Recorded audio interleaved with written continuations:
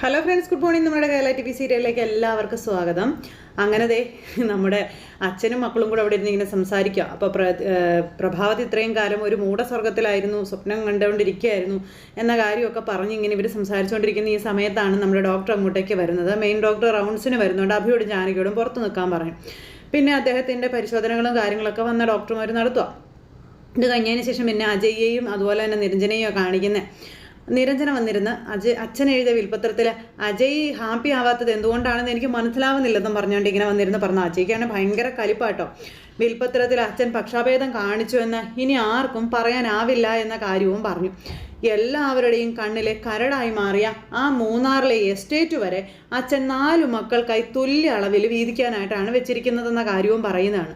അച്ഛൻ്റെ കാലശേഷം വിറ്റ് തുല്യമായി വീതിച്ചെടുക്കാനായിട്ട് അജയ് ഇരുന്നങ്ങോട്ട് ഭയങ്കര ദേഷ്യം കാണിച്ചുകൊണ്ടിരിക്കാം. പക്ഷെ അജയ്ക്ക് ഇഷ്ടപ്പെടാതെ പോയിട്ടുള്ളത് ഈ വീടും അഭിയേട്ടൻ്റെ പേരിൽ അച്ഛൻ എഴുതി വെച്ചതാണെന്ന് എനിക്ക് നന്നായിട്ട് അറിയാവുന്ന നിരഞ്ജന വന്ന് പറയുന്നു.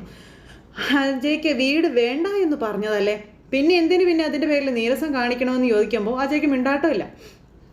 മൗനം പാലിച്ചിരിക്കാതെ എന്താണെന്ന് വെച്ച കാര്യം പറയാൻ പറഞ്ഞു. അപ്പോൾ എനിക്ക് ഇമ്മീഡിയറ്റ് ആയിട്ട് വേണ്ടത് പണമാണെന്നും അതൊരാളുടെ കാലശേഷം കിട്ടിയത് കൊണ്ട് എനിക്ക് ഒരു നേട്ടവും ഉണ്ടാകാൻ പോകുന്നില്ലെന്നും എന്നെ സംബന്ധിച്ചിടത്തോളം പണം വളരെ വളരെ പ്രധാനപ്പെട്ടതാണെന്നും പറഞ്ഞു. നഷ്ടപ്പെട്ടു പോകുന്ന ഓരോ സെക്കൻഡും തിരിച്ചു പിടിക്കാൻ ആർക്കും കഴിയില്ല എന്നൊക്കെ പറഞ്ഞ് ഭയങ്കര ഡയലോഗ്. സമയം വേണ്ട വിധത്തിൽ ഉപയോഗിക്കാൻ കഴിയാത്തവരാണ് ജീവിതത്തിൽ തോറ്റു പോകുന്നതെന്നും പറഞ്ഞ് കുറേ നല്ല സമയം കളഞ്ഞവനാണ് ഞാനെന്നൊക്കെ പറഞ്ഞു. അപ്പോൾ അജയ് പറയുന്നതൊക്കെ ശരിയായ കാര്യം തന്നെയാണ്. പക്ഷേ ജീവിതം പണത്തിന് വേണ്ടി മാത്രം ഉള്ളതല്ല എന്ന് അജയ് അറിഞ്ഞിരിക്കേണ്ടത് അത്യാവശ്യമാണെന്ന് പറഞ്ഞു. പണം ഉണ്ടെങ്കിൽ എല്ലാം അതിൻ്റെ വഴിക്ക് വരും നിരഞ്ജന. ഞാനൊരു സ്റ്റാർട്ടപ്പിൽ പണം ഇറക്കാമെന്ന് എൻ്റെ ഒരു ഫ്രണ്ടിന് വാക്ക് കൊടുത്തിരുന്നതാണെന്നും സൈമൺ എന്നാണ് അയാളുടെ പേരെന്നും പിന്നെ ബാംഗ്ലൂർ ബേസ് ചെയ്ത് പ്ലാൻ ചെയ്ത ഒരു ബിസിനസ് ആയിരുന്നു അതെന്നുള്ള കാര്യമൊക്കെ ഇങ്ങനെ നമ്മുടെ അജയ് പറയുക. മൂന്നാറിലെ എസ്റ്റേറ്റ് വിൽക്കാൻ ഞാൻ ഉത്സാഹം കാണിച്ചിട്ടും അത് നടന്നില്ല. അതിന് എത്ര തുക വേണ്ടി വരുമെന്ന് നിരഞ്ജന ചോദിച്ചപ്പം എന്താ നിനക്കെല്ലാം തരാൻ ഉദ്ദേശമുണ്ടോ എന്ന് ചോദിച്ചു. 10-50 കോടിയിലൊന്നും നിൽക്കില്ല അതെന്നൊക്കെ പറയുമ്പോൾ കഴിയില്ല എന്നൊന്നും ഞാൻ പറയുന്നില്ല. പക്ഷേ ആദ്യം എന്ത് ബിസിനസ്സാണ് തുടങ്ങാൻ പോകുന്നത് എന്ന് എനിക്കറിയണം. പിന്നെ അജയുടെ പാർട്ട്ണർ ആരാ എന്താ എന്നൊക്കെ എനിക്ക് വ്യക്തമായി അറിയണമെന്നും നിരഞ്ജന അജയോട് പറയുക. അതുമാത്രമല്ല അങ്ങനെ പണം തരണമെന്നുണ്ടെങ്കിൽ ഞാൻ മാത്രം വിചാരിച്ചാൽ പോരാന്ന് അജയ്ക്ക് അറിയാവുന്നതല്ലേ എന്നും ചോദിച്ചു. പിന്നെ നാളെ എനിക്ക് ബാംഗ്ലൂർ വരെ ഒന്ന് പോകേണ്ട കാര്യമുണ്ടെന്ന് പറഞ്ഞു. നാളെയോ? അതെന്താ പെട്ടെന്നൊരു ബാംഗ്ലൂർ യാത്ര? വേണ്ടി വന്നു, എനിക്ക് പോയേ പറ്റൂ. ബിസിനസ്സിൻ്റെ കാര്യത്തിൽ ഞാനൊരു വാക്ക് പറഞ്ഞതല്ലേ. പണം കൊടുക്കാൻ കുറച്ച് സാവകാശമൊക്കെ എനിക്ക് ചോദിക്കണമെന്നും പറഞ്ഞ് അജയ് ഇങ്ങനെ പറയാം. എൻ്റെ പ്രശ്നങ്ങളൊക്കെ ഒന്ന് പറഞ്ഞ് അവരെ മനസ്സിലാക്കണം. ഏർലി മോർണിംഗ് തന്നെ ഞാൻ പോകുമെന്നും പറഞ്ഞു. അങ്ങനെ ഇവർ സംസാരിച്ചുകൊണ്ടിരിക്കുന്ന സമയം കൃത്യമായിട്ട് അജയുടെ ഫോണിലേക്ക് കോൾ വന്നു. ഹലോ സൈമൺ, എന്തായി ടിക്കറ്റിൻ്റെ കാര്യം എന്നൊക്കെ ചോദിച്ച് ഇങ്ങനെ നമ്മുടെ അജയ് ഫോണുമായിട്ട് അങ്ങോട്ടേക്ക് പോയി. അപ്പോൾ ഈ വീട്ടിലേക്ക് വരാനും ഈ വീട്ടിലെല്ലാവർക്കും ഒപ്പം സന്തോഷമായി ജീവിക്കാനും ഞാൻ ഒരുപാട് കൊതിച്ചു. പക്ഷേ ഈ വീട് ഇപ്പോൾ ശത്രുക്കളുടെ ഒരു താവളമായി മാറിയിരിക്കുകയാണെന്നും ആർക്കും ആരെയും മനസ്സിലാക്കാൻ കഴിയുന്നില്ല എന്നൊക്കെ പറഞ്ഞുകൊണ്ട് നമ്മുടെ നിരഞ്ജന അവിടെ നിന്ന് സ്വയം ചിന്തിക്കുക. ഇത് കഴിഞ്ഞതിന് ശേഷം പിന്നെ കാണിക്കുന്നത് നമ്മുടെ അമൃത ഇങ്ങനെ ഭക്ഷണമൊക്കെ ഉണ്ടാക്കി കാത്തിരിക്കുക. ആ സമയത്ത് ആ മല്ലിക എന്ന് പറയുന്ന ചേച്ചി അങ്ങോട്ടേക്ക് വന്നു. ശരൺ സാർ ഇതുവരെ വന്നില്ലേ മോളെ എന്ന് ചോദിച്ചപ്പോൾ ഇല്ലയെന്ന് പറഞ്ഞു. മോളൊന്ന് വിളിച്ച് നോക്കിക്കേ. വിളിച്ചിട്ടാണെങ്കിൽ ഫോൺ എടുക്കുന്നില്ല എന്ന് അമൃത പറഞ്ഞു തീർന്നില്ല. അപ്പം തന്നെ കോള് വരുന്നു. അപ്പം തന്നെ വണ്ടി വന്നു. വണ്ടി വന്നപ്പോഴത്തേക്കും ശരണാന്ന് തോന്നണമെന്ന് അമൃത പറയുന്നു. ചേച്ചി മാന്യമായി ചെന്ന് വാതിൽ തുറന്നു കൊടുക്കുക. ആ സമയത്ത് ശരൺ അങ്ങോട്ടേക്ക് കയറുന്നു. അപ്പോൾ ശരൺ എന്താ ഫോൺ എടുക്കാതിരുന്നതെന്ന് ചോദിച്ചപ്പോൾ അയ്യോ ഫോൺ ഞാൻ ബാഗിലിട്ടേക്കുമായിരുന്നു, റിങ് ചെയ്ത് അറിഞ്ഞില്ലെന്ന് ശരൺ പറയാം. മല്ലിക ചേച്ചി ഇതൊക്കെ കണ്ട് ഇങ്ങനെ നിൽക്കുക കേട്ടോ. പിന്നെ നിനക്ക് കൂട്ടിനൊരാളുള്ള ധൈര്യത്തില്ല ഞാനൊരല്പം ലേറ്റ് ആയത്. അപ്പോൾ ശരൺ ഫ്രഷ് ആയിട്ട് വാ, ഫുഡ് കഴിക്കാമെന്ന് പറഞ്ഞു. ഞാൻ കഴിച്ചല്ലോ. കഴിച്ചോ? ഇന്നൊരു പാർട്ടി ഉണ്ടായിരുന്ന കാര്യം ഞാൻ നിന്നോട് പറഞ്ഞിരുന്നല്ലേ. അപ്പോൾ എന്നോട് ആരും ഒന്നും പറഞ്ഞില്ല എന്നും പറഞ്ഞ അമൃത. അയ്യോ സോറി, ഞാനതൊന്നാ വിട്ടുപോയതാ, നീ കഴിച്ചിട്ട് വാ, പെട്ടെന്ന് വരണേന്നും പറഞ്ഞുകൊണ്ട് ശരണകത്തേക്ക് കയറിപ്പോയി. ശരണകത്തേക്ക് കയറിപ്പോയി കഴിയുമ്പോൾ മല്ലിക ചേച്ചിക്ക് കിട്ടിയ ഒരു അവസരമല്ലേ. അപ്പം മോള് ഭക്ഷണം കഴിയേ. അപ്പം ശരണിന് വേണ്ടതല്ലേ പറഞ്ഞത്, എനിക്കും വേണ്ടാന്ന് പറഞ്ഞു അമൃത. എന്ന് വെച്ച് മോള് പട്ടിണി കിടക്കാതെ ഞാൻ പറയുന്നത് അങ്ങോട്ട് കേട്ടാൽ മതി, നിങ്ങൾ കഴിച്ചിട്ട് കിടക്കാൻ നോക്കുന്നു പറഞ്ഞുകൊണ്ട് അമൃത അവിടുന്ന് എഴുന്നേറ്റ് അങ്ങോട്ടേക്ക് പോയി. അമൃത അങ്ങോട്ട് എഴുന്നേറ്റ് പോയി കഴിഞ്ഞപ്പോൾ തന്നെ ചേച്ചിക്ക് മനസ്സിലായി ഈ പണിയൊക്കെ തുടങ്ങി എന്നുള്ളത്. ഭരണക്കൊച്ചിൻ്റെ ആഗ്രഹം നിറവേറാൻ പോവുകയാണേ. തീ പിടിച്ചു തുടങ്ങി എന്നും പറഞ്ഞുകൊണ്ട് ചേച്ചി ഇങ്ങനെ അവിടെ നിൽക്കുന്നു. ഈ സമയത്ത് ശരണാണെങ്കിൽ ഫ്രഷ് ആയിട്ട് റൂമിലേക്ക് വന്നു. അപ്പോൾ അമൃത ഇങ്ങനെ അവിടെ വന്ന് കിടക്കുക. ഈ സമയത്ത് നീ പറയുന്നത് കേട്ടിട്ട് അച്ഛനെല്ലാവരോടും തുല്യനീതി കാണിച്ചു എന്ന് എൻ്റെ അഭിപ്രായം. എന്നെ അമല വിളിച്ചപ്പോഴും അത് തന്നെയാണ് പറഞ്ഞതെന്ന കാര്യമൊക്കെ ശരൺ ഇങ്ങനെ പറയും. പക്ഷെ അമൃത ഒന്നും മൈൻഡ് ചെയ്യുന്നില്ല. അപ്പോൾ ഒന്നും മിണ്ടാതെ അമൃത ഇങ്ങനെ കിടക്കുമല്ലേ. വീട് അഭിയേട്ടന് കൊടുത്തത് ഉചിതമായ കാര്യമാണെന്നും ആർക്ക് വേണമെങ്കിലും എപ്പോൾ വേണമെങ്കിലും അങ്ങോട്ടേക്ക് കയറി ചെല്ലാം, സ്വന്തം വീട് പോലെ തന്നെ അവിടെ താമസിക്കുകയും ചെയ്യാം, എല്ലാവരെയും സ്വീകരിക്കാൻ അഭിയളിയനും ജാനിയടുത്ത് അവിടെ ഉണ്ടാവുകയും ചെയ്യുമെന്നും പറഞ്ഞു. അതൊന്നും അമൃത മൈൻഡ് ചെയ്യുന്ന പോലും ഇല്ല കേട്ടോ. നീ എന്താ ഒന്നും മിണ്ടാത്തേ എന്ന് ചോദിക്കുമ്പോഴും അമൃതയൊന്നും മിണ്ടുന്നില്ല. എന്താ പറ്റിയേ, കാര്യം പറ, നീ ഉറങ്ങിയോ അമൃതേ? അപ്പോഴും അമൃത ഇങ്ങനെ മൈൻഡ് ചെയ്യാതെ കിടക്കുക. അപ്പോഴേക്കും നമ്മുടെ ശരൺ അമൃതയുടെ അടുത്തേക്ക് ചെന്നിട്ട് ഇതെന്താ, നിന്നെ ഞാൻ വിളിച്ചിരുന്നു പാർട്ടിയുള്ള കാര്യം പറയാൻ വേണ്ടിയിട്ട്. അപ്പോഴാണ് നീ ബിൽപത്രത്തിൻ്റെ കാര്യമൊക്കെ എന്നോട് പറഞ്ഞത്. പിന്നെ അപ്പം ഞാൻ പറയാൻ വന്ന കാര്യം മറന്നുപോയി, അതാ സംഭവിച്ചതെന്ന് പറഞ്ഞു. അതൊരു കുറ്റമായിട്ടൊന്നും ഞാൻ പറഞ്ഞില്ലല്ലോ എന്നാൽ അമൃത ഇങ്ങനെ പറയുമ്പോൾ നീ കഴിച്ചില്ലെന്ന് ചോദിച്ചു. ശരൺ കിടക്ക, എനിക്ക് വേണ്ടാന്ന് പറഞ്ഞു. അതെങ്ങനെ ശരിയാവാനാ? കുറച്ച് നല്ല മൂടക്കേട്ടായിരുന്നു ഞാൻ വന്നതെല്ലാം കളഞ്ഞു. അപ്പോൾ അങ്ങനെ ഇവർ രണ്ടുപേരും കൂടി അതിനെപ്പറ്റിയൊക്കെ സംസാരിച്ചുകൊണ്ടിരിക്കുന്നു. ആ സമയത്ത് ഈ ചേച്ചി ഭക്ഷണം അവിടെ എടുത്ത് വെച്ചുകൊണ്ടിരിക്കുക. അപ്പോഴേക്കും ശരൺ ഓടി ചെന്നിട്ട് ചേച്ചി ഭക്ഷണം എടുത്ത് വെക്കേണ്ട, ഞങ്ങൾ കഴിക്കാൻ തീരുമാനിച്ചു എന്ന് പറഞ്ഞു. ചേച്ചിയുടെ ഇതൊക്കെ ഇതായി. അപ്പോഴത്തേക്കും ചേച്ചി വിളമ്പി കൊടുക്കാൻ പാകത്തിന് അവിടെ നിൽക്കുക. അപ്പം വലിയ ചേച്ചി പൊക്കോളൂ, ഞങ്ങൾ കഴിച്ചോളാവെന്ന് പറഞ്ഞു അമൃത. അങ്ങനെ രണ്ടുപേരും കൂടി ഇരുന്ന് കഴിക്കുന്നതും പുള്ളിക്കാരിക്ക് അങ്ങ് ദഹിച്ചില്ല. പുള്ളിക്കാരി എന്നിട്ട് അപ്പുറം പോയി നിന്ന് ഇങ്ങനെ കാണുക. അതെ, വീട്ടിൽ സ്നേഹമുള്ള ഭാര്യ കാത്തിരിക്കുമ്പോൾ ആരുടെ കൂടെ ഭക്ഷണം കഴിച്ചാലും വയറ്റിലൊരു ഇത്തിരി ഇടം മാറ്റി വെക്കണം ഇന്ന് ഞാൻ പഠിച്ചു എന്നും പറഞ്ഞു. ഇവർ തമ്മിൽ നല്ല സ്നേഹത്തോടെ സംസാരിക്കുന്ന മല്ലികയ്ക്ക് അങ്ങ് പിടിച്ചില്ല. എന്നിട്ട് ശരൺ പിന്നെ അമൃതയ്ക്ക് വാരി കൊടുക്കും. ഇവർ തമ്മിൽ ഹാപ്പി ആയിട്ടിരുന്ന് ഭക്ഷണം കഴിക്കുകയൊക്കെ ചെയ്യുന്നത് കണ്ടിട്ട് പുള്ളിക്കാരും ഇവിടെ ഇങ്ങനെ ചൊറിഞ്ഞുകൊണ്ടിരിക്കുക. കാരണം അപർണമോളുടെ ആഗ്രഹം ഇനിയിപ്പോൾ കുറച്ചുകൂടെ കഴിഞ്ഞിട്ടല്ലേ സാധിക്കുള്ളൂ. അതുകൊണ്ട് അപ്പോൾ അങ്ങനെ ഇവർ രണ്ടുപേരും കൂടി ആ ഒരു ഫാമിലി കാര്യമൊക്കെ സംസാരിച്ചുകൊണ്ട് അങ്ങനെ ഇരിക്കുക. പിന്നെ വീട്ടിലെ കാര്യങ്ങളൊക്കെ ശരണും അമൃതയും കൂടെ സംസാരിച്ചു. അച്ഛൻ്റെ കാര്യങ്ങൾ സംസാരിച്ചു, വീട്ടിലെ സന്തോഷങ്ങളെപ്പറ്റി സംസാരിച്ചു. വീട്ടിൽ എല്ലാവരും ഹാപ്പി ആയിട്ടിരുന്ന സമയത്ത് നമ്മൾ രണ്ടുപേരും തമ്മിൽ അടിയായിരുന്നു എന്നും ഇന്ന് നമ്മുടെ ജീവിതത്തിലെ സന്തോഷം തിരിച്ചു വന്നപ്പോൾ അവിടുത്തെ സന്തോഷം ഇല്ലാതായെന്നൊക്കെ അമൃത ഇങ്ങനെ പറയുക കേട്ടോ. വീണ്ടും നമുക്കൊരു ജീവിതം ഒരുമിച്ചുണ്ടാകുമെന്ന് നീ കരുതിയതാണോ എന്ന് ചോദിച്ചപ്പോൾ ഇല്ല ശരൺ എന്ന് പറഞ്ഞു. പക്ഷേ എൻ്റെ ഉള്ളിൽ ഒരു പ്രതീക്ഷ അണയാതെ തന്നെ കിടപ്പുണ്ടായിരുന്നു.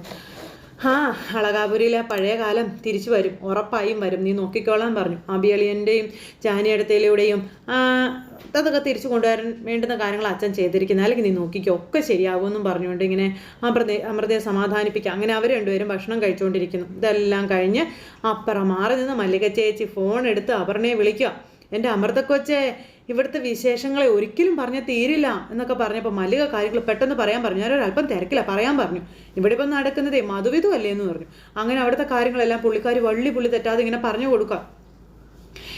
ഇവിടെ ഒരു ജോലിക്കാരി ഉള്ളതിൻ്റെ ഓർമ്മ പോലും രണ്ടിനും ഇല്ല എന്നൊക്കെ പറഞ്ഞ് റൂമിലേക്ക് കയറിയാലോ, എൻ്റെ പൊന്നെ, ഭയങ്കര ചിരിയും കൊഞ്ചലും കുറുകലും ഒക്കെയാണെന്നൊക്കെ പറഞ്ഞു. ഇതൊക്കെ കേൾക്കുമ്പോഴത്തേക്ക് അമൃതയുടെ കയ്യിൽ നിന്ന് പോകുന്നുണ്ട്. എനിക്കാണെങ്കിൽ അവർ ഭക്ഷണം കഴിച്ചിട്ട് പോയാലല്ലേ പോയി കിടന്നൊന്നും നടു നിവർത്താൻ പറ്റത്തുള്ളൂ. എന്തെങ്കിലും എതിർത്ത് പറഞ്ഞു പോയാൽ പണി പോവില്ലേ? അപ്പം ശരണെത്തിയോ? രണ്ടുപേരും കൂടി ഒരു പാത്രത്തിൽ നിന്നിരുന്ന് ഭക്ഷണമൊക്കെ കഴിച്ചുകൊണ്ടിരിക്കാം. ഭാര്യ ഭർത്താവിന് വാരി കൊടുക്കുന്നു, ഭർത്താവ് ഭാര്യയ്ക്ക് വാരി കൊടുക്കുന്നു. എൻ്റെ പൊന്നോ, രണ്ടുപേരുടെയും കൈ സ്വന്തം വായിലേക്ക് പോകുന്നില്ലെന്ന് മാത്രം. അമൃതയ്ക്ക് ഇതൊക്കെ കേട്ടിട്ട് സഹിക്കുന്നില്ല മക്കളെ. പിണങ്ങിക്കഴിഞ്ഞ കാലത്തെ പറ്റിയാണ് രണ്ടുപേരും ഇപ്പം സങ്കടപ്പെടുന്നത്. അമൃത കുഞ്ഞു പഴി പറയുന്നതേ അപർണ കൊച്ചിനെയാണെന്നും പറഞ്ഞുകൊണ്ട് ഇങ്ങനെ പറഞ്ഞപ്പോൾ കുറച്ചുകൂടി അങ്ങ് തിളച്ചു. ഡൈവോഴ്സിന് വേണ്ടി അമൃത കുഞ്ഞിനെ വക്കീലിൻ്റെ അടുത്തേക്ക് അയച്ചതേ അപർണ കൊച്ചാണെന്നുള്ള കാര്യം അവരിങ്ങനെ പറയുന്നത്. അപ്പോൾ കള്ളിയൊക്കെ പുറത്തായിരുന്നു അപർണയ്ക്ക് മനസ്സിലായി. അത് കേട്ടപ്പോഴാണ് അമർണ കൊച്ചിനെ വിളിച്ച് കാര്യം പറയണമെന്ന് എനിക്ക് തോന്നിയത്. രണ്ടുപേരും വാഴ്ത്തിപ്പാടുന്നതേ ജാനകിയെയും അഭിയെയും ആണെന്നേ. അധിക നാളൊന്നും ഈ സ്നേഹപ്രകടനമൊന്നും ഉണ്ടാകില്ല മല്ലികേ, അതിനുള്ള പണി ഞാൻ കൊടുത്തോളാം. രണ്ടിനെ രണ്ട് വഴിക്കാക്കിയിരിക്കും അപർണ, അതിനൊരു മാറ്റവും ഇല്ലെന്നും പറഞ്ഞുകൊണ്ട് ഇങ്ങനെ നിൽക്കുക. അപ്പോൾ എനിക്കതിനുള്ള വഴികളൊക്കെ ശരൺ തന്നെ ഉണ്ടാക്കി തരും, നോക്കിക്കോളാൻ പറഞ്ഞു. ഭാര്യമാരെ അമിതമായി സ്നേഹിക്കുന്ന ഭർത്താക്കന്മാരൊക്കെ ചതിയന്മാരാണെന്നും പറഞ്ഞ് അങ്ങനെയും കൂടി അങ്ങ് പറഞ്ഞു. അത് അവരുടെ വെറും അഭിനയം മാത്രമാണ്. ഈ മല്ലിക ഇതൊക്കെ എത്ര കണ്ടിരിക്കുന്നു എന്നും പറഞ്ഞുകൊണ്ട് ഇങ്ങനെ രണ്ടെണ്ണങ്ങളും കൂടി ഇങ്ങനെ സംസാരിക്കുക. എന്ത് വില കൊടുത്തും ബന്ധം ഒഴിയുന്ന അമൃതയെ കാണണം എനിക്ക്. അങ്ങനെ അവളെ ഈ വീട്ടിലേക്ക് കൊണ്ടുവന്നേ പറ്റൂ. ഇവിടെ വഴക്കും തമ്മിത്തല്ലും ഒക്കെ നടക്കുമ്പോൾ അവിടെ മധുവിധു ആഘോഷിച്ച് അവളങ്ങനെ സുഖിക്കേണ്ട. അമൃതയെ ഞാൻ അവിടെ നിർത്തില്ല എന്നും പറഞ്ഞുകൊണ്ട് ഇങ്ങനെ പറഞ്ഞു. എന്തു വേണമെങ്കിലും ചെയ്തോളാനായിട്ട് പറഞ്ഞു. അപ്പോൾ അങ്ങനെ ആ ഒരു കാര്യമൊക്കെ പറഞ്ഞ് അങ്ങനെ ഫോൺ കട്ട് ചെയ്തിട്ട് ഇങ്ങനെ നിൽക്കുക. ഈ അളകാപുരി ഞാൻ കുളം തോണ്ടുമെന്നും പറഞ്ഞുകൊണ്ട് അപർണ ഇങ്ങനെ അവിടെ നിൽക്കുക. പറഞ്ഞു തീർന്നില്ല. കുറച്ച് കഴിഞ്ഞപ്പോഴേക്കും നമ്മുടെ നിരഞ്ജന വീട്ടിലേക്ക് വരുന്നു. നിരഞ്ജന ഭാഗമൊക്കെ ആയിട്ടാണ് വരുന്നത്. അപ്പം നിരഞ്ജന വീട്ടിലേക്ക് വന്നു കഴിഞ്ഞപ്പോഴത്തേക്കും അച്ഛനും അമ്മയും ഓടി ഇറങ്ങി ചെന്നു. അമ്മ ചോദിച്ചു, എന്ത് പറ്റിയ മോളെ, നീ എന്താ ഓടിപ്പോന്നേ? കുറച്ച് ദിവസം ഞാനിവിടെ നിൽക്കാമെന്ന് വെച്ച് വന്നതാ, എന്താ അങ്ങനെ വരാൻ എനിക്ക് പറ്റത്തില്ലേ എന്ന് ചോദിച്ചു മകൾ അച്ഛനോടും അമ്മയോടും. ഇവിടെ വന്ന് നിൽക്കാനോ, അതും അളകാപുരിയിലെ ആപത്ത് കാലത്ത്? നീ എന്താ ഈ പറയുന്നേ? നീ അങ്ങനെ വരുന്നവളല്ലാന്ന് എനിക്കറിയില്ലേ എന്ന് ചോദിച്ചു. ഉഫ്, എൻ്റെ അമ്മ, എന്താ നിൻ്റെ പ്രശ്നമെന്ന് നീ ഒന്ന് പറ മോളെ. അതിനൊരു പരിഹാരം ഉണ്ടാക്കാൻ എന്നെക്കൊണ്ട് കഴിയുമെന്നും അജയുമായി എന്തെങ്കിലും വാക്കുതർക്കം ഉണ്ടായോ എന്നും അച്ഛൻ ചോദിച്ചു. അജയ് ബിസിനസ് ആവശ്യമാണെന്നും പറഞ്ഞ വെളുപ്പിനെ ബാംഗ്ലൂരിലേക്ക് പോയിട്ടുണ്ട്. പിന്നെ ഞാനെന്തിനാ അവിടെ നിൽക്കുന്നതെന്ന് ചോദിച്ചു. എന്നും പറഞ്ഞുകൊണ്ട് ഇങ്ങനെ നിൽക്കും. അന്നേരം അമ്മ മനസ്സിന് വല്ലാത്തൊരു മടുപ്പായി അവിടെ. അജയ് തിരിച്ചു വരുന്നത് വരെ ഇവിടെ നിൽക്കാമെന്ന് കരുതി ഞാൻ വന്നതാ. എന്താ, ഹോസ്പിറ്റലിലോട്ട് പോകണമെങ്കിലും ഇവിടുന്ന് തന്നെ പോകാമല്ലോ. എന്താ, അതിൽ കൂടുതലൊന്നും നിങ്ങൾ രണ്ടുപേരും ചിന്തിച്ചു കൂട്ടണ്ട കേട്ടോ എന്നും പറഞ്ഞു.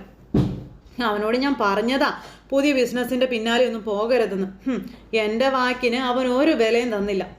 എളുപ്പത്തിൽ പണം കൊയ്യാനുള്ള തിടുക്കും അവന്. അതാ അവൻ്റെ പരിപാടി. അല്ല, ഇന്നലെ ഹോസ്പിറ്റലിൽ നടന്ന സംഭവമൊന്നും അച്ഛൻ്റെ കാതിൽ എത്തിയില്ലേന്ന് ചോദിച്ചു. അപ്പോൾ എന്താന്ന് ചോദിച്ചു. എന്ത് സംഭവം? അങ്ങനെ നിരഞ്ജനം എല്ലാ കാര്യങ്ങളും ഇവരോട് പറയുക. അപ്പോൾ എല്ലാം കേട്ട് കഴിഞ്ഞപ്പോൾ ഇവർ അന്തം വിട്ടിങ്ങനെ നിൽക്കുക കേട്ടോ. ഇവരൊന്നും അറിഞ്ഞില്ലല്ലോ. അച്ഛൻ്റെ മരണം വരെ കുടുംബത്തിൽ ജീവിക്കുന്നവർക്കേ ഓഹരി കിട്ടത്തുള്ളൂ എന്നുള്ള കാര്യവും പറഞ്ഞു നിരഞ്ജന. മരിച്ചു കഴിഞ്ഞു എന്ന് ഡോക്ടർമാർ വരെ വിധി എഴുതിയ മനുഷ്യനാ. ഇക്കണക്കിന് അയാൾ ഇനി ഒരു 10 വർഷം കൂടി ജീവിച്ചിരുന്നാലോ? ചുരുക്കി പറഞ്ഞാൽ അജയ്ക്ക് ഇപ്പം സ്വന്തമായിട്ട് ഒന്നുമില്ലാന്നർത്ഥമല്ലേ. എന്തായാലും അജയുടെ അച്ഛൻ നല്ലൊരു കാര്യമാണ് ചെയ്തതെന്ന് നിരഞ്ജന പറഞ്ഞപ്പോൾ. എന്ത് നല്ലത്? വീട് അഭിയേട്ടൻ്റെയും ജാനിയേട്ടത്തിയുടെയും കൂടെ പേരിലാണെന്ന് ആ വിൽപ്പത്രത്തിൽ പറഞ്ഞിരിക്കുന്നത്. അത് കേട്ട് കഴിഞ്ഞപ്പോഴത്തേക്കും ഇയാൾക്ക് വട്ടഴകി. സൂര്യനാരായണൻ മൂത്ത മകനെ കുടുംബത്തിലങ്ങ് കയറ്റി പ്രതിഷ്ഠിച്ചല്ലേന്ന് ചോദിച്ചുകൊണ്ട് ഇയാൾ കിടന്ന് ഒച്ച വയ്ക്കുക. അപ്പോൾ അവനോട് ഇനി അടുത്ത കുലുമാലി കൊണ്ട് തല വയ്ക്കാതെ പെട്ടെന്ന് തിരിച്ചു വരാൻ പറയാനായിട്ടൊക്കെ ഇങ്ങനെ അവിടെ നിന്ന് തമ്പി പറയുക. സോറി, ഈ തമ്പിയുടെ വാക്ക് കേട്ടിട്ട് ഉണ്ണിത്താൻ പറയുക. അപ്പോൾ അവൻ അങ്ങനെ ചെയ്തില്ലെങ്കിൽ നീ വിധവയായി പോകുമെന്നും പറഞ്ഞു. എന്നും പറഞ്ഞുകൊണ്ട് ഇങ്ങനെ നിൽക്കുക കേട്ടോ. അന്നേരം നിരഞ്ജന എന്നും പറഞ്ഞുകൊണ്ട് ഇങ്ങനെ അവിടെ നിന്ന് നിരഞ്ജന അങ്ങ് പോയി കഴിഞ്ഞപ്പോൾ ഉണ്ണിത്താനും ഭാര്യയും കൂടെ അവിടുത്തെ കാര്യങ്ങൾ പറയാം. എൻ്റെ മോളെ ഞാൻ ഇനിയും അന്തസ്സായിട്ട് കെട്ടിക്കുമെന്നും എല്ലാ ബന്ധവും ഉപേക്ഷിച്ച് അവളെ കൊണ്ടുവരുന്ന നല്ലതെന്നും പറഞ്ഞു. ഇന്ന് 2ാം ഘട്ടമൊന്നുമില്ല, കെട്ട് മാത്രമേ ഉള്ളൂ എന്നൊക്കെ പറഞ്ഞ് ആരുടെ കൂടെ ആണെങ്കിലും അത് തന്നെയാണ് അവരുടെ ജീവിതം എന്നൊക്കെ അച്ഛൻ പറഞ്ഞപ്പം നിങ്ങളുടെ മനസ്സിലിരിപ്പം ഇതാണല്ലേ എന്ന് ചോദിച്ചു. അതേടി, എനിക്ക് വലുത് എൻ്റെ മോളുടെ ജീവിതമാണെന്നും പറഞ്ഞ് ഉണ്ണിത്താനകത്തേക്ക് കയറിപ്പോയി. അത് കഴിഞ്ഞ് ഇനി അളകാപുരിയിൽ പൊന്നു ഇരിക്കുന്നു പടമൊക്കെ വരയ്ക്കുന്നു. അപ്പോഴേക്കും അഭി അങ്ങോട്ടേക്ക് വന്നു. അപ്പം അച്ഛനെ കണ്ടപ്പോൾ ഓടി ചെന്ന് മോൾ അച്ഛാ ഉമ്മ എന്നൊക്കെ പറഞ്ഞ് അച്ഛനും ഉമ്മയൊക്കെ കൊടുത്ത് ഇങ്ങനെ നിൽക്കും. അച്ഛനെയും അമ്മയെയും കാണാത്തതിൻ്റെ സങ്കടം മോക്കുണ്ടെന്ന് അച്ഛന് നന്നായിട്ട് അറിയാം. അച്ഛനും അമ്മയും അച്ചാച്ചനെയും കൊണ്ട് വന്നാൽ മതിയെന്ന് നേരം പൊന്നു പറഞ്ഞു. എനിക്ക് അച്ചാച്ചനെ കാണാനേ കൊതിയാവുകയാണെന്നൊക്കെ പൊന്നു പറഞ്ഞിരിക്കുമ്പോഴാണ് അമലിറങ്ങി വരുന്നത്. ഏട്ടാ, രാവിലെ അച്ഛൻ സംസാരിക്കാൻ കൂട്ടാക്കിയോ എന്ന് ചോദിച്ചു. അച്ഛൻ അതുപോലൊക്കെ തന്നെയാണെന്നും സംസാരിക്കാൻ കഴിയും എന്നുള്ളതല്ലാതെ കയ്യും കാലും ഒന്നും ചലിപ്പിക്കാനും പറ്റുന്നില്ല എന്ന് പറഞ്ഞു. അച്ഛന് മറ്റെവിടെയെങ്കിലും കൊണ്ടുപോയാലോ അച്ഛാ? ഞാൻ ഈ കാര്യം മേഡത്തിനോട് സംസാരിച്ചതാമല്ലേ. ഇപ്പം ഈ ട്രീറ്റ്മെൻറ്റ് തുടരണമെന്ന് തന്നെയാണ് അവർ പറയുന്നതെന്നുള്ള കാര്യവും അമലിനോട് പറഞ്ഞു അബി. ട്രീറ്റ്മെൻറ്റ് തുടരട്ടെ, നമുക്ക് പിന്നീട് അതിൻ്റെ മറ്റു കാര്യങ്ങളൊക്കെ നോക്കാം, ആയുർവേദമോ മറ്റോ നോക്കാം. ആയുർവേദ ട്രീറ്റ്മെൻറ്റ് കൊണ്ട് അച്ഛനെ ഭേദപ്പെടുത്തിയെടുക്കാൻ കഴിയുമെന്നുള്ളൊരു വിശ്വാസമൊക്കെ എനിക്കുണ്ടെന്നൊക്കെ പറഞ്ഞപ്പോൾ അച്ഛനെ ഡിസ്ചാർജ് ചെയ്തിട്ട് നമുക്ക് ആ വഴിക്ക് തന്നെ നീങ്ങായിട്ടാന്ന് പറഞ്ഞു അമലെ. അപ്പോൾ ശരിയെന്നും പറഞ്ഞു ഇവർ തമ്മിൽ. പിന്നെ പൊന്നു, ലച്ചു എവിടെയാണെന്ന് ചോദിച്ചു. അടുക്കളയിലുണ്ടെന്ന് പറഞ്ഞു. അപ്പോൾ ലച്ചുവിനോട് ഇവർ കാണിക്കുന്ന ക്രൂരതയെ പറ്റിയൊക്കെയുള്ള കാര്യങ്ങൾ ഇങ്ങനെ അമൽ പറഞ്ഞു കൊടുക്കും അബിയോട്. അപ്പോഴത്തേക്കും പൊന്നു പോയി ലച്ചുവിനെ വിളിച്ചുകൊണ്ട് വന്നു. അപ്പോൾ ലച്ചു അങ്ങ് വന്നു. ലച്ചു, എന്താ നിൻ്റെ ഭാവം? അടുക്കളപ്പണിയും ചെയ്ത് ഇവിടെ കഴിഞ്ഞാൽ മതിയോ നിനക്ക്? മേനോൻ സാർ എന്നെ വീണ്ടും വിളിച്ചിരുന്നു കേട്ടോ. നീ എന്താ ഇങ്ങനെ? അതൊക്കെ കേട്ടപ്പോൾ അത് പിന്നെ അബിയേട്ട മെഡിക്കൽ എൻട്രൻസിൻ്റെ കോച്ചിങ്ങാണ്. ഒരു ക്ലാസ് പോലും മിസ് ചെയ്ത് കളയാൻ പാടില്ല. നീ എന്താ അത് മനസ്സിലാക്കാത്തത്? നിന്നെ വൈകിയാണ് കൊണ്ടുവന്ന് ചേർത്തത് തന്നെ. കൃത്യമായിട്ട് ക്ലാസ് അറ്റൻഡ് ചെയ്തില്ലെങ്കിൽ പിന്നെ എന്താ ചെയ്യേണ്ടതെന്നൊക്കെ ചോദിച്ചുകൊണ്ട് പൊന്നുവിനോട് ഇങ്ങനെ പറയാം. അപ്പോൾ അപർണ ഇതൊക്കെ മേളിൽ നിന്ന് കേൾക്കും ഇവർ തമ്മിൽ സംസാരിക്കുന്നത്. അപ്പോൾ അങ്ങനെ ഒരു സിറ്റുവേഷൻ കാണിച്ചുകൊണ്ട് ഇന്നത്തെ നമ്മുടെ കഥ അവസാനിച്ചിട്ടുള്ളത്. അപ്പോൾ എല്ലാവരും കാത്തിരുന്ന് കാണുന്ന എല്ലാവർക്കും നല്ലൊരു ദിവസം ആശംസിക്കാം കേട്ടോ.